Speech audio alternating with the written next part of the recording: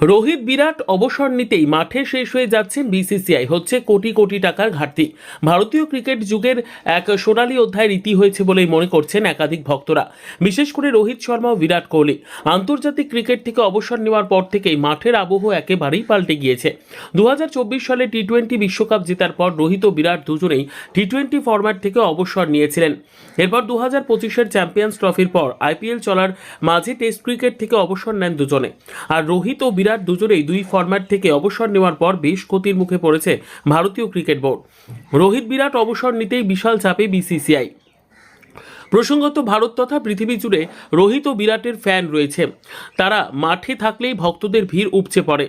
আগে যেখানে তাদের ব্যাট হাতে নামার অপেক্ষায় স্টেডিয়াম ভরে যেত, এখন সেখানে দেখা যাচ্ছে ফাঁকা গ্যালারি। ভারত বনাম ওয়েস্ট ইন্ডিজ টেস্ট সিরিজে এই বাস্তবতা চোখে পড়ার মতো। দেশের নানান প্রান্তে ম্যাচ হচ্ছে কিন্তু দর্শক নেই। ইতিমধ্যে ওয়েস্ট ইন্ডিজের বিরুদ্ধে একটি টেস্ট আহমেদাবাদের নরেন্দ্র মোদ স্টেডিয়ামে শেষ হয়ে গিয়েছে। সেই ম্যাচে লহুবি বেশি দর্শক দেখতে পাওয়া যায়নি, এমনকি চলতি ম্যাচেও নেই কোনো দর্শক। Board of control for cricket in India এতদিন ধরে ভক্তদের থেকে বিপুল একটা টাকা লাভ করত। বিশেষ করে স্টেডিয়াম টিকিট, টেলিকাস্ট রাইটস থেকে তারা যে রাজস্ব আদায় করত, সেটি ধীরে ধীরে কমতে শুরু হয়েছে।